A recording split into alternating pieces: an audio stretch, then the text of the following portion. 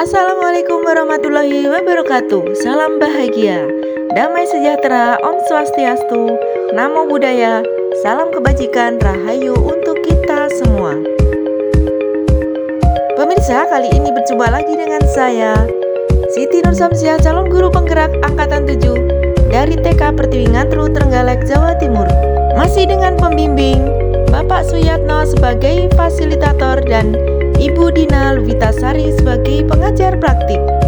Pada kali ini, saya akan berbagi tentang aksi nyata modul 2.3, yaitu kucing untuk supervisi akademik. Pada aksi nyata modul 2.3, yaitu kucing untuk supervisi akademik, dengan teman sejawat, saya didampingi oleh Ibu Ani Surtiani sebagai coach dan Ibu Eni Wulandari sebagai coach. Nah, pemirsa, selamat menyaksikan.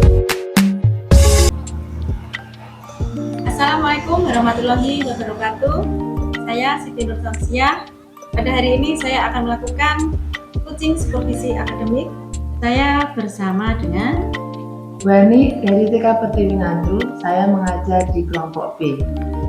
Dan saya Bu Eni Wulandari, guru TK Pertiwi Ngantru, mengajar di kelompok A.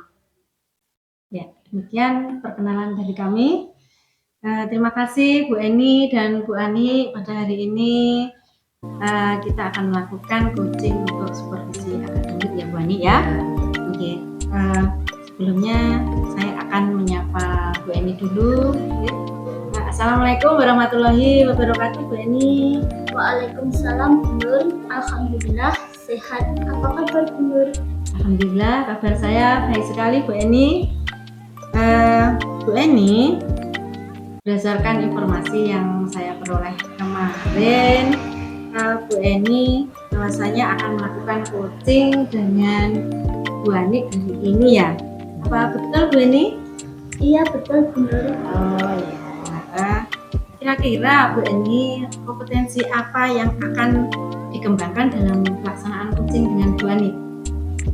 Begini Bu Nur, kompetensi yang akan saya terapkan adalah kehadiran penuh atau presensi, mendengarkan aktif, dan mengajukan pertanyaan yang berbobot. Ya, baik sekali Bu Eni. Lalu strategi apa yang akan digunakan Bu Eni dalam menerapkan kehadiran penuh atau presensi dan mendengarkan aktif serta mengajukan pertanyaan berbobot itu Bu Eni? Untuk kehadiran penuh, kemudian untuk mendengarkan aktif, saya akan banyak mendengarkan, sedikit berbicara, fokus, dan pusat komunikasi adalah pada diri Uci. Kemudian dalam mengajukan pertanyaan berbobot saya akan 1. Merangkum pernyataan-pernyataan Uci.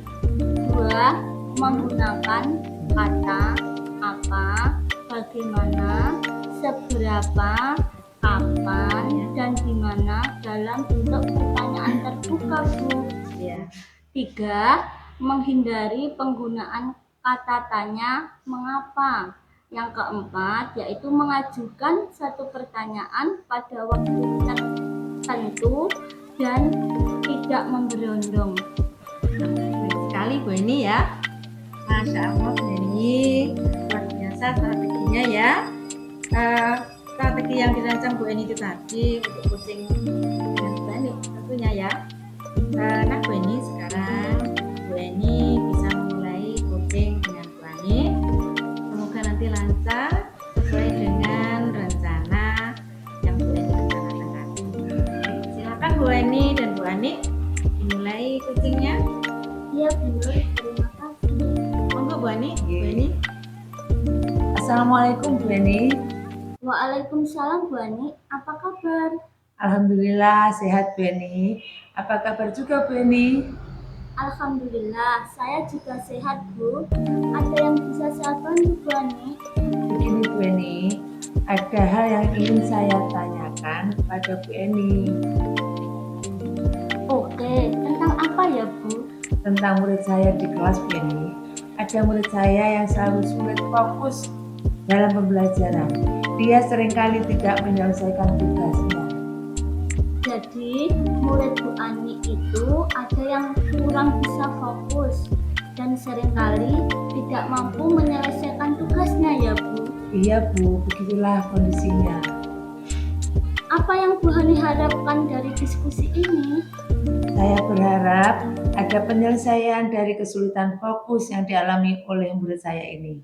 Sehingga murid saya ini bisa mengikuti pembelajaran dan mampu menyelesaikan tugas-tugasnya dengan baik. Apa yang Bu Ani amati dari ketidakfokusan murid tersebut? Menurut pengamatan saya Bu Eni, anak ini kurang fokus. Hal ini tampak ketika saya menjelaskan, dia tidak memperhatikan dan cuek dengan siapapun dan apapun yang ada di sekitarnya. Dan saat pembelajaran, dia suka bermain di luar sesuka hatinya. Jadi, dia tidak memperhatikan ya, cuek dan suka bermain di luar saat pembelajaran. Begitu ya Bu Ani. Kemudian, apalagi yang tampak dalam dirinya? Tampak bahwa ada terlalu liar dalam dirinya. Dia cenderung arogan dan seringkali mengganggu temannya. Sehingga dia tidak pernah menyelesaikan tugasnya dengan baik, Bu Eni. Jadi, anak ini tampak liar dan cenderung arogan ya, dan seringkali mengganggu temannya. Lalu, dari pengamatan yang telah Bu Ani lakukan, apa yang pernah Bu Ani coba lakukan untuk menyelesaikan masalah ini? Disitulah saya sebenarnya masih bingung dan berpikir bagaimana menyelesaikan tugas ini. Saya pernah mencoba menanyakan pada anaknya apa yang dirasakan saat pembelajaran sehingga tidak fokus. Namun dia tidak menjawab, malah berlarian kemana-mana. Oh begitu, dia tidak menjawab, malah lari kemana-mana ya Bu. Lalu apalagi yang sudah Bu Ani coba lakukan? Suatu hari saya ajak ngobrol. Saya pancing dia untuk mau bercerita yang disukai. Lalu saya berikan cerita dari YouTube. Alhamdulillah respon dia Bu Eni lumayan baik. Ada sedikit lebih memperhatikan pembelajaran. Nah, berarti dia memberi respon Bu Ani yang baik ketika ngobrol tentang mainan yang disukai dan muncul keceriaan. Sekarang coba Bu Ani pikirkan bahwa ada sesuatu yang bisa membuat dia begitu, yaitu sesuatu yang menyenangkan bagi dia. Iya ya Bu Eni. Jadi dia akan bisa lebih fokus ketika saya ngobrol tentang hal yang menarik untuk dia. Di antaranya mengajak anak untuk mengamati benda konkret atau benda nyata. Lalu memberikan cerita dengan menyetel cerita menarik dari YouTube Bu Eni. Nah, lalu bagaimana menurut pengamatan Bu Ani jika dia sudah mau merespon dengan baik dan lebih fokus? Iya, dia akan lebih bisa fokus dalam pembelajaran dan mulai mau mengerjakan tugasnya meskipun lama selesainya. Nah, jadi dia sudah merespon suatu obrolan yang menarik bagi dia dan membuat dia fokus dan pada materi. Dia akan lebih fokus lagi dalam pembelajaran yang kemudian dia akan mampu menyelesaikan tugas-tugas yang diberikan oleh Bu Ani. Apa yang kemudian Bu Ani rencanakan selanjutnya untuk meneruskan proses itu? Saya akan lebih sering mengajak dia ngobrol hal yang bisa membuat dia fokus. Lalu merancang pembelajaran berdiferensiasi konten, diferensiasi proses, dan diferensiasi produk. Agar anak ini tidak bosan, lalu saya juga akan mengintegrasikan dengan pembelajaran sosial emosional, yaitu manajemen diri. Terutama saya akan lebih sering mengajak anak untuk permainan mindfulness, yaitu untuk membentuk anak agar dapat fokus dan lebih tenang, Bu Eni. Oke Bu Ani, setelah diskusi hari ini, apa yang Bu Ani dapatkan? Saya merasa lega. Awalnya saya bingung harus melakukan apa. Sekarang saya jadi mendapat solusi bahwa saya akan sering-sering ngobrol dengan anak itu tentang sesuatu yang menyenangkan dia untuk mengurangi keaktifan dia yang berlebihan dalam dirinya sehingga dia bisa fokus dalam pembelajaran dan mengerjakan tugasnya sampai selesai. Wah, alhamdulillah akhirnya Bu Ani dapat solusi. Lalu siapa saja yang akan terlibat dalam penyelesaian masalah ini, Bu Ani?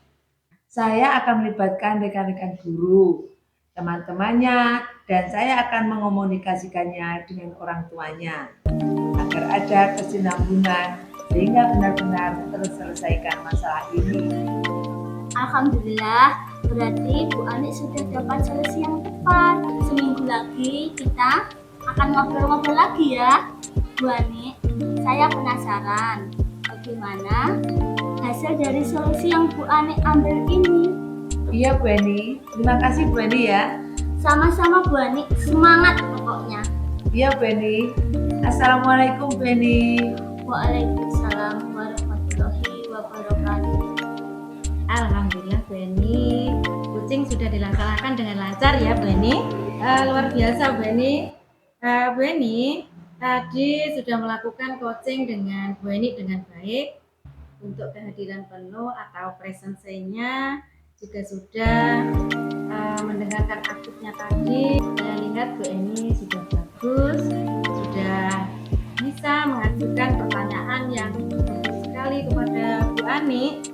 Terus ada beberapa catatan berdasarkan data pengamatan yang saya amati tadi Bu Eni.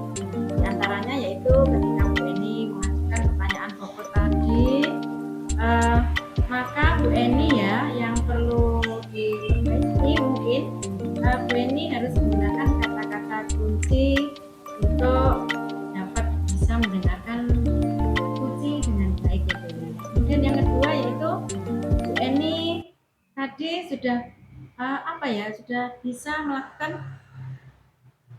tidak menggunakan kata mengapa. Bagus sekali Bu Eni.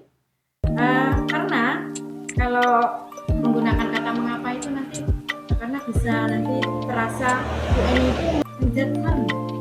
Dengan itu Bu Ani ya sebaiknya kata mengapa itu ketika coaching tidak, terus lagi tidak menggunakan kata apa sebabnya atau apakah yang diberi tambahan apakah itu tidak diperlukan ini. Terus yang ketiga yaitu mengajukan satu pertanyaan pada satu waktu atau bisa disebut juga Bu Eni ketika coaching itu jangan memberikan pertanyaan yang memberondong ini ya. Terus yang keempat yaitu menggunakan nada suara yang positif ya. Bu Eni sudah mengenali coaching dari baik tadi, mengenali coaching dengan baik. Terima kasih Bu Eni.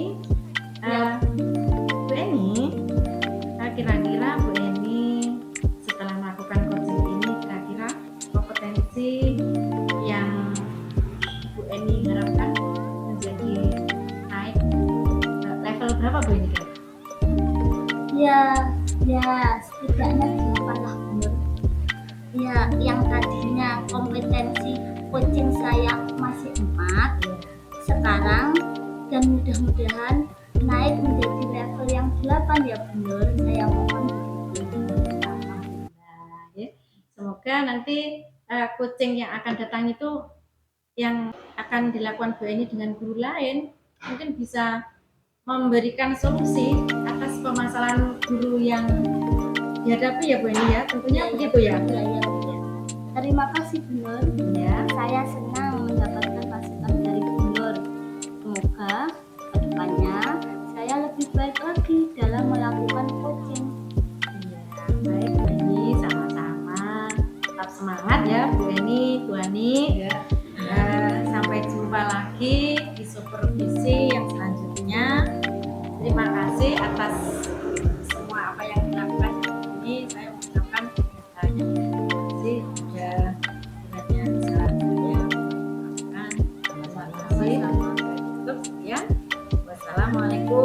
warahmatullahi wabarakatuh. Waalaikumsalam warahmatullahi wabarakatuh.